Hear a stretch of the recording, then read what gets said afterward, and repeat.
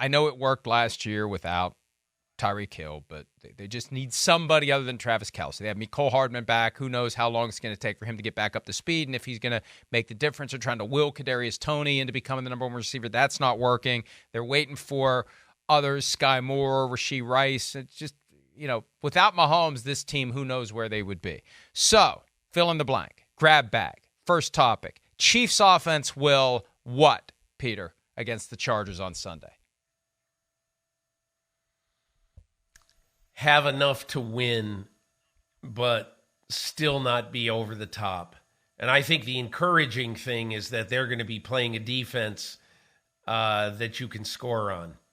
And look, the Chargers played well against the Dallas offense, no question about it. And they may be turning a corner, but it's been a pretty meh offense or meh defense so far this year. So I think if I were trying to forecast this game, I would say it'll still be stop and start, but Kansas City's going to have enough to win. Yeah, I agree with you completely. And look, the Chargers, the only team in the AFC West that repeatedly gives the Chiefs fits, should be a great late afternoon game. Chiefs have won 5 in a row after that clunker week 1 at home against the Lions.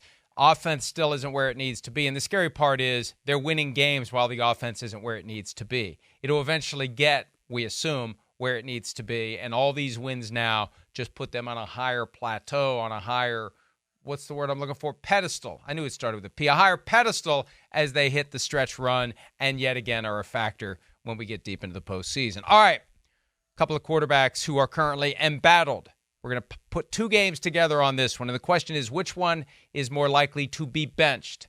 Patriots quarterback Michael McCorkle-Jones against the Bills, where the Patriots desperately need a win on Sunday, or Desmond Ridder when the Falcons go to Tampa Bay. Which one's more likely to get yanked?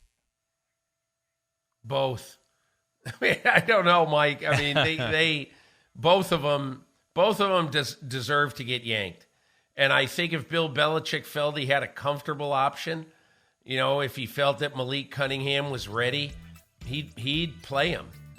And I also think that if Arthur Smith didn't want to make a sort of a seismic move at quarterback at this point of his season, I think he would probably make one too. But if you're asking me for one, I would say I'd say Desmond Ridder.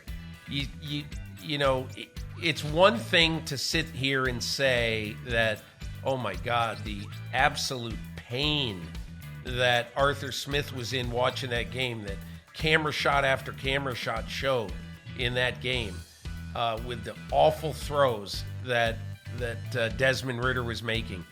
My gut feeling is another few bad series, and he's likely, I shouldn't say likely, but my feeling is he's going to be very tempted to go to Taylor Heineke in this game this weekend. At first blush, I was thinking Mac Jones because he has been removed from a couple of recent games, but that was more of a throw in the towel, it's over. It's not really a benching. He hasn't been benched. He was supposedly on a short leash last week against the Raiders, and he didn't play well, and he still wasn't removed. I think it all comes down to how you feel about the number 2 guy.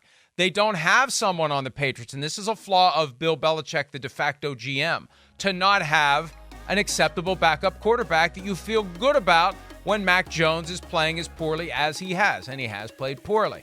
Flip it around to the Falcons. Taylor Heineke, he's shown he can get it done, and I'd love to put him out there on the field in Tampa Bay. Remember, he had that great game against the Bucs in the playoffs when he was with Washington. He plays with a reckless abandon. He brings excitement to an offense, and I know there's a certain amount of effort by the Falcons to make Desmond Ridder, to kind of will him into a good quarterback. They love his intangibles.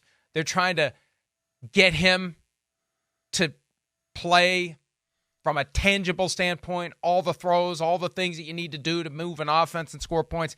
It's just not there. So it's starting to fall apart for the Falcons a little bit, and this would be an opportunity to shake things up and maybe steal a win from the Bucs if they make the move at the right time. All right. Time to take your pick on the underdog of the week. There's only a couple I like this week. There were a lot I liked last week, and I was only right about a couple of them. Who do you like this week, Peter? Of all the teams that are on the wrong side of the spread, who do you like to win? And there's the full, for anyone watching, there's the full breakdown of all the spreads this week, courtesy of the DraftKings Sportsbook. I do want to comment on one spread. Not that I'm going to pick this as the game, but Aiden O'Connell will start a game in the National Football League this weekend on the road, and his team will be favored.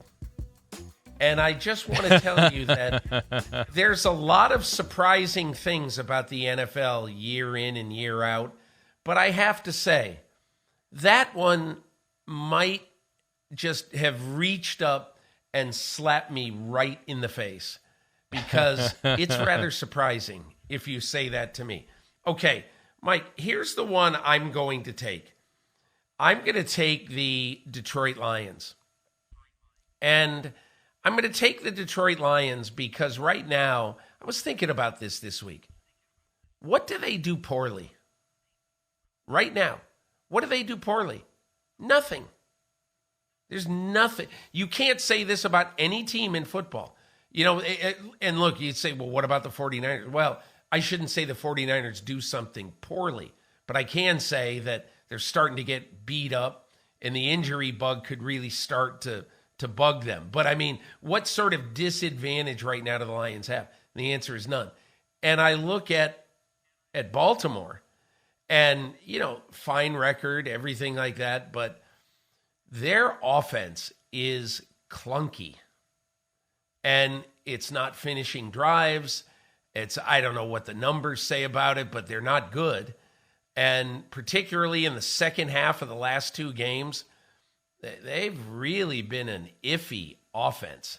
So I like Detroit to go into Baltimore and win that game. Detroit is one of the teams that I've picked to win straight up. Chris Sims and I disagree on that one. You can find the full Joint Mega Picks podcast at YouTube on the NFL on NBC page. I'm going to go with the only other underdog I like to win straight up this week. There's others I like to cover, like the Dolphins. I think they will cover. I like the Giants getting 2.5 at home against Washington, simply because I'm going to give the Giants the same benefit of the doubt that I gave the Jets when they lost on Sunday Night Football, but seemed to turn a corner against the Chiefs. The Giants lost, but it feels like they turned a corner, and it feels like they can start putting a little something together, and they have an opponent coming to town in the Commanders that they're going to play close, they're going to play tough, and I think the Giants will win that game. I think they'll build on what they did last week. Saquon Barkley back, maybe Daniel Jones back, build on what they did in Buffalo, use that as a positive, and try to beat a division rival. All right, don't forget, on DraftKings Sportsbook this season, new customers can bet $5 and pocket $200 in bonus bets instantly. Plus, all customers can get a no-sweat same-game parlay every day. Download the app and use the promo code PFTLive when you sign up. DraftKings Sportsbook, the crown is yours. Hi, it's Mike Florio. Thanks for watching PFT on YouTube. Hit subscribe for the latest news and analysis from Pro Football Talk.